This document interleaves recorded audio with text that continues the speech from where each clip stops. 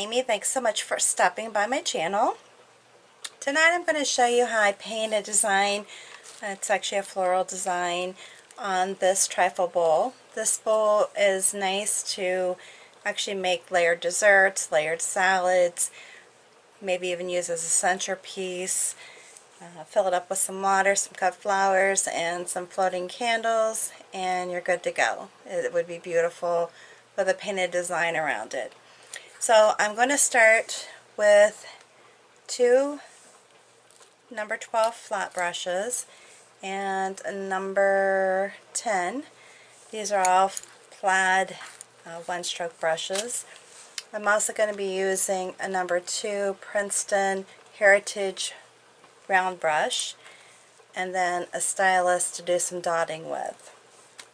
Colors of paint I'm using are yellow ochre. All of them are folk art paints, and this is Italian sage. And this one I don't have a lid on because I actually had the paint poured, but it's licorice. And then wicker white. Then I actually have pure orange, and I mixed a color for another flower actually in the combination of the wicker white and the pure orange. So pretty much 50-50. I don't really measure them, so it's kind of close to that amount. But you can use whatever colors you have on hand, or if you have a different color combination that you'd like to do, that's fine. Alright, so let's go ahead and get started. I already cleaned my bowl, but keep in mind what I'm doing is actually reusing the glass bowl, so it's not as clean as it should be if I were to actually be painting on this to use. I hope that makes sense. The flower that I'm painting here just depends on how many leaves or petals I get painted around here. Is anywhere from a 5 to 6 petal flower.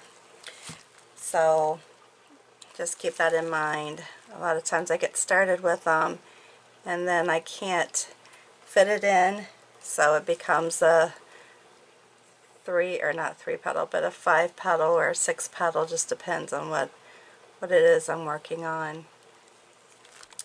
Alright, so we'll just keep going with this, and I'm just basically rising up on the ferrule of the brush once I make the curve here, pulling up and then pushing back down and bringing it back around. Pretty simple. Double loading it, so this is a one-stroke inspired design or painting technique, however you want to look at it. And I don't have to worry about how close I am to the top since I'm not drinking from this.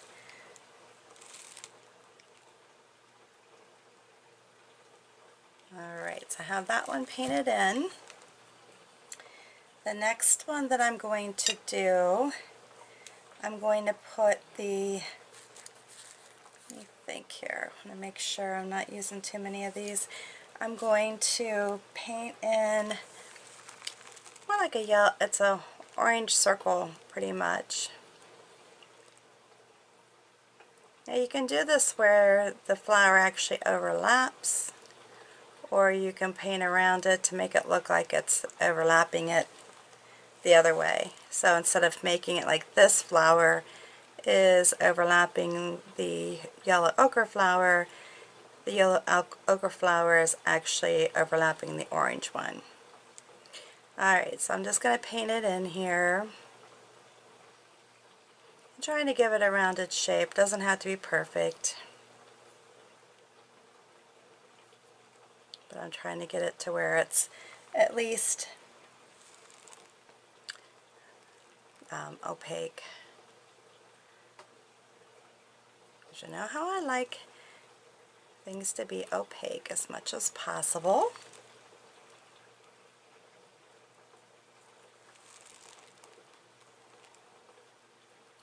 And actually, now that I'm doing this, thinking I should have used my other brushes that I like for single coating.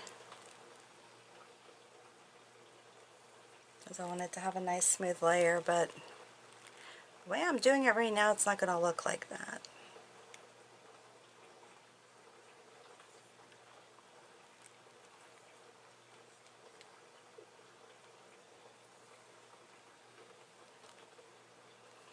Alright, let's get this tapped in there.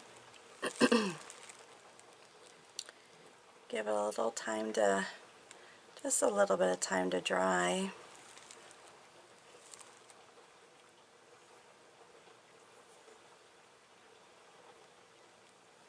Just like to have it to have at least a little bit of a smooth finish. And I know my other brushes probably would have done that.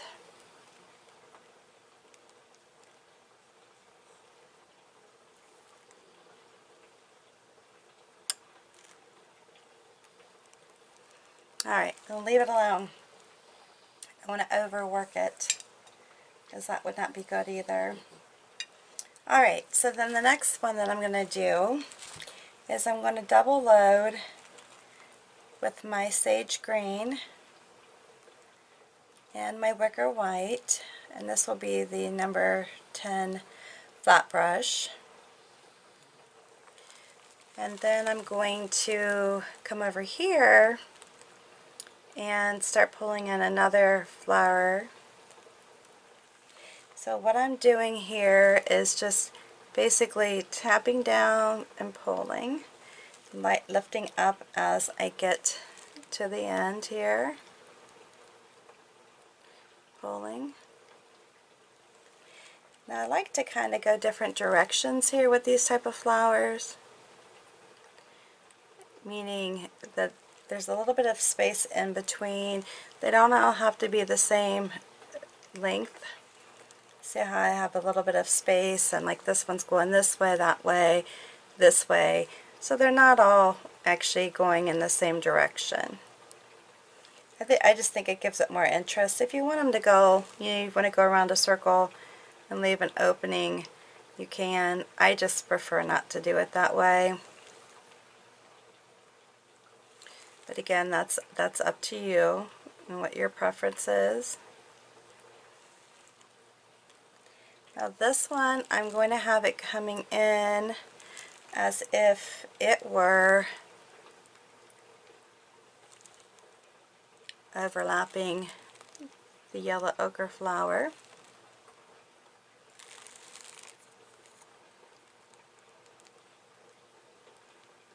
And I do want to have an opening to tap in the center.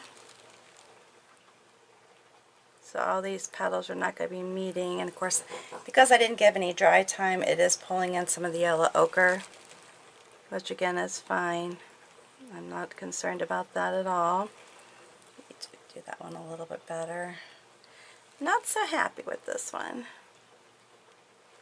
I keep swishing it. Here we go. Alright. So now the next thing I'm going to do is come in here with some of the yellow, and I'm just going to use the yellow ochre on this one, and I'm just going to use my round brush and I'm just tapping it in, just tapping in the center of the flower.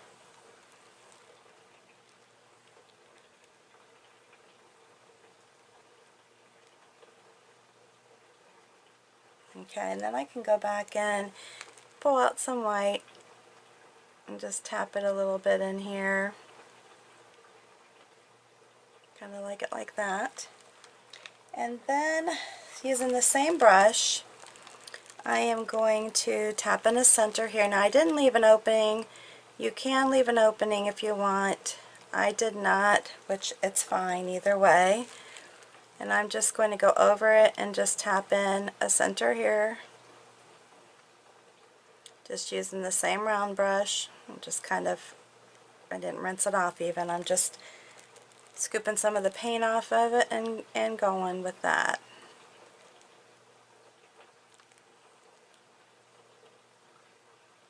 Alright. And you can make it bigger if you want it to be bigger. It doesn't really matter.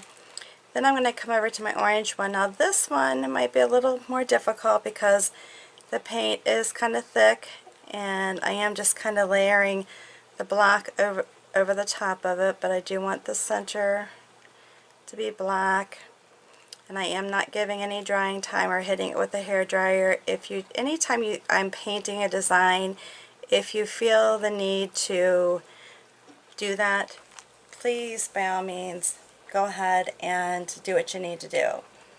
If you feel like you need to give it more drying time, hit it with a hair dryer, whatever the case is, definitely, by all means, go ahead and do it. Now I'm going to attempt to do a couple dots here and there on the center of being white.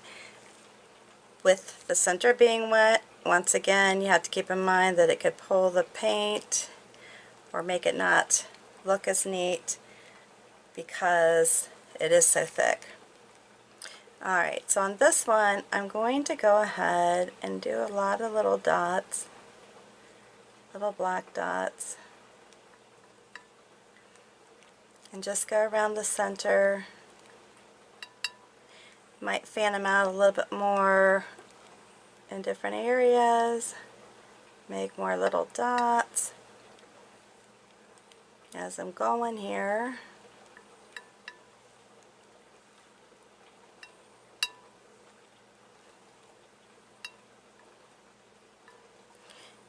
And I'm intending to do this. I mean, this is on purpose.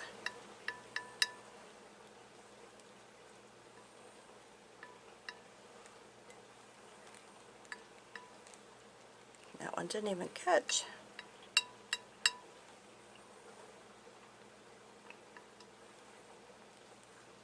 But I like these black dots.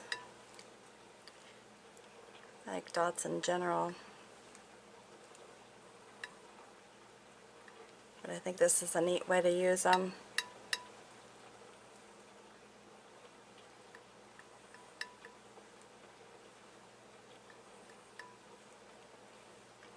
If you don't want to put so many, that's fine. Like I said, just do what you're comfortable with. Now before I get carried away with the dots, I need to go back to my brush and I'm going to try to at least do some lines on this orange flower. Now this is not meant to be perfect by any means, and again I'm thinking that this one would be best if you were to give it some drying time. Again, I'm not going to be, so it is going to pick up some of the paint, which for me is fine. I'm not really concerned about that. You get the gist of it, I'm sure.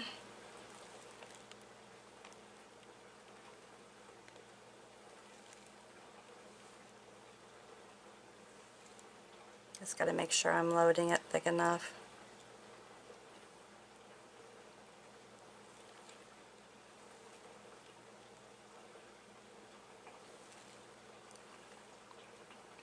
And there you go.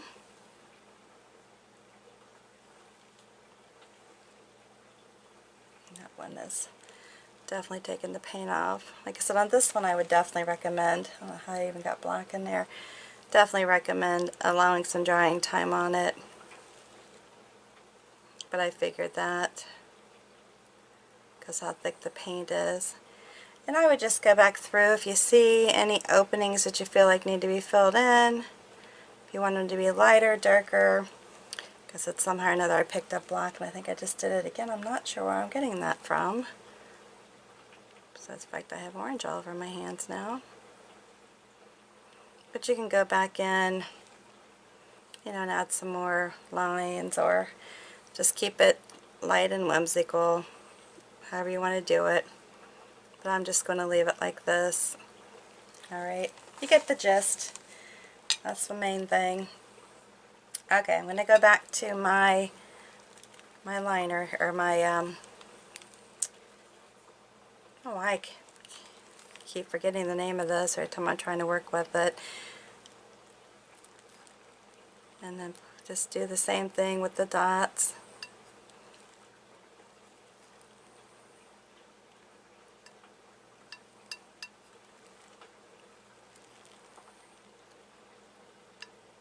That's why sometimes, like so with the paint, it doesn't really matter too much because you're going to be going over it, layering it anyways.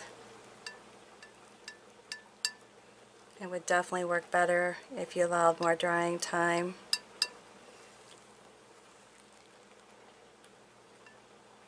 And I'm not going to allow this to go over onto the other flower because it's not something that would typically do that.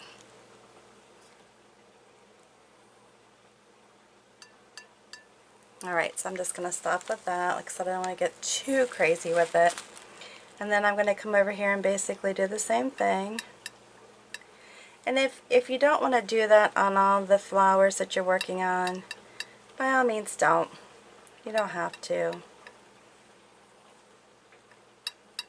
You can actually do multicolored dots if you want.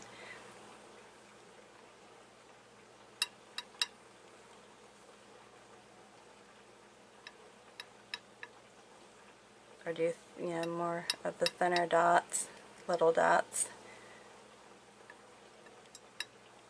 I just don't want to be doing dots all night long for my video. I think you guys get the hang of this, right? And the concept.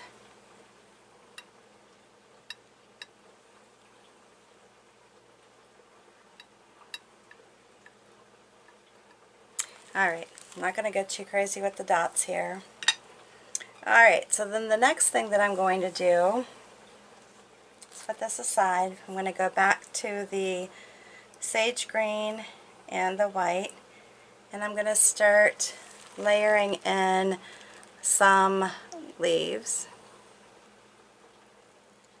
And these leaves are kind of like actually creating them like I did the petals on the actual flower. And I'll go back in. I don't typically use this color. And I pulled in some orange here. Sorry about that. I mean, if you do that, you can always go back over it. If it's too bad, you can wipe it off, start again, or just live with it and move on. Okay, so on this one, I just want to do like just some whimsical, fine kind of thing here.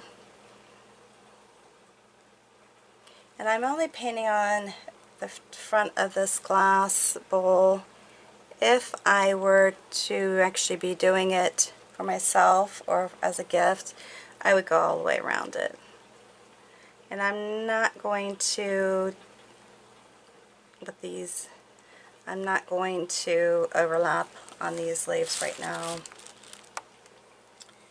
Alright, let's just keep going here, because we want to add them in wherever we can. And they don't have to be, it doesn't have to be a lot, or you could actually use a different color. I am just choosing to use this color because it's just a little change of pace for me. You also, if you want to pay attention to where your sun would be hitting,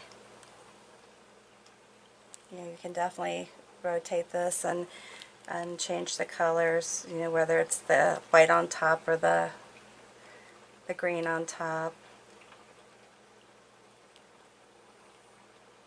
And I'm just lightly kind of putting that in. This did pull in some yellow, maybe a tad bit of orange, which is fine. Let's see here, let's do a few more down here. I can just do like I would typically do with any of my regular paintings. When I'm adding in these little, I'm just kind of being a little wispy with them. And then I'm going to try to do something a little bit different and do like this. And I'm going up like that. And it's primarily white. I might have a little bit of green on it, but it's primarily white. And then what I'm going to do is just take this brush and then pull it up and then lift up. Push it all the way down and lift up. Again, it's just a little bit of green in there, but it's primarily white. And doing the same thing here. Pulling up.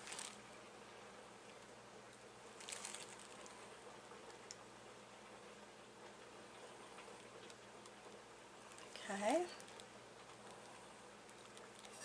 Then I'm going to rotate down here. Like I said, you could use like the greens that I normally use, the thicket and all. This is just a little, something a little bit different. And I'm just pushing down and then pulling up when I get close to the stem. Up, up. And then I just kind of load my brush every so often here.